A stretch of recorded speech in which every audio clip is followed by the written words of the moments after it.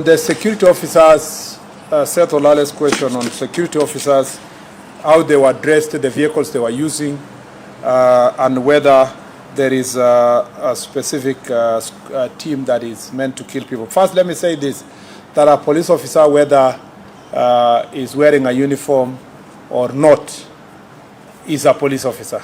And that police officer is bound by the law. There's no rules that excuse a police officer that if you are not in uniform, you can commit crimes or you can kill people. The same law that upholds killing of citizens by a police officer in uniform is the same law that also upholds the same from a police officer who is not in uniform. There are clearly indicated situations where a police officer may not be required to be in uniform. And sometimes when they're doing investigations. And some investigation officers are always embedded in these situations to make sure that they collect evidence immediately that will help in apprehending criminals.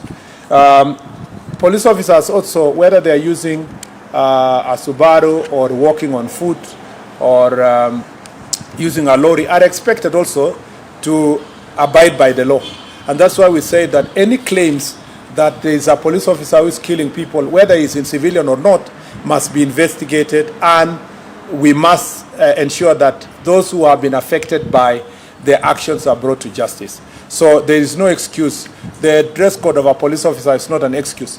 In fact, a police officer who sleeps in his house and there is an emergency and he needs to rescue a citizen does not need to wear a uniform. Just wake up and go and rescue, and then do what you need to do as a police officer. Then the rest is, the uniform is just for identification, when you need identification. So the point here I want to make here is that all cases of excesses reported will be investigated equally. Number two is to say that there is no non-police squad that is involved in killing people, at least not in this administration, and not that the cabinet secretary is aware of. It would be unconstitutional and illegal to establish a squad anywhere in Kenya to kill people. All the squads, all the police formations and units in the republic are intended to protect people, not to kill people. Their responsibility is to protect the citizens of Kenya. On the question of numbers, the 42 are for the 2 days on the 25th of June and 7th of July. On the 25th, the numbers recorded, and official recorded by National Police Service is 17. On the 7th, it was 25. And a good question is, how come even after we have blocked the city, the access to the city, more people died?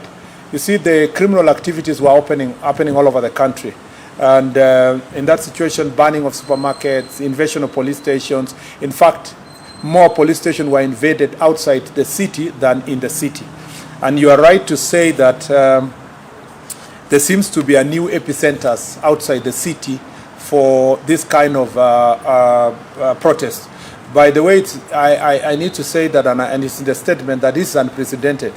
In the past, we have had, of course, maandamano across the country, but the ones that are targeting specifically police stations, this is the first time that you can really say police stations are being, specifically targeted, which is a very unique phenomenon, and we are concerned, and that's why some people are being charged for terror, because by the time you're going for police station, your intention is not to pass your message. It's not even your intention to loot.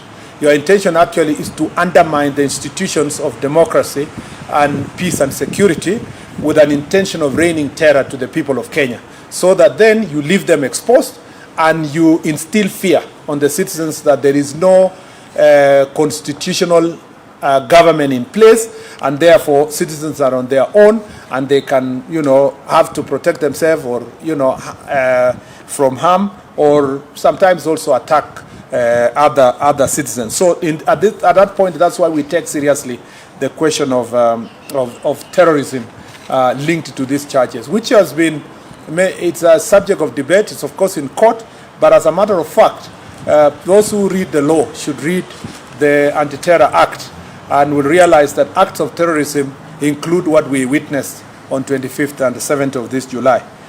The other thing that I needed to emphasize here in that regard is that the fact that nearly 1,500 people have been arraigned in various courts.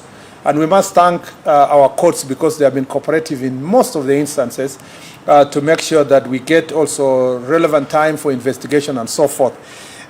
You will realize that this administration means business and the National Police Service means business when we told the public that people will be held into account. I look forward to successful prosecutions and convictions so that the people of Kenya can begin to separate the wheat from the chaff, and so that we can start knowing, separating those who are exercising Article 37 rights in the Constitution and those who are intended in violence.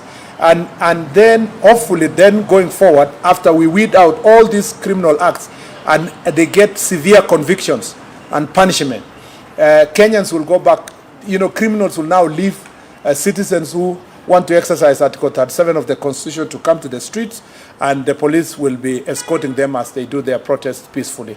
That is what we are looking forward to. And as I've said before, and I wish to emphasize, that my dream is to see a country where peaceful demonstrators in their thousands are walking in the streets, carrying their pamphlets and regalia and paraphernalia, and being escorted by police officers, marching through defined routes and within designed areas, and with time that has been allocated, and in the evening shake hands with the police officers, and everybody goes home without harming the citizens of this country. That is really what is promised by Article 37 of the Constitution, and we hope we can reach there as a nation.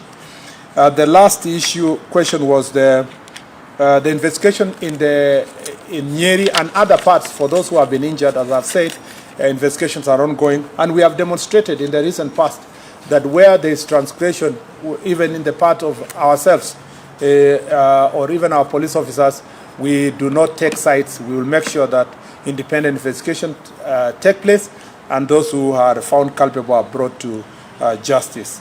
And on the presence of foreigners, at the moment we have not,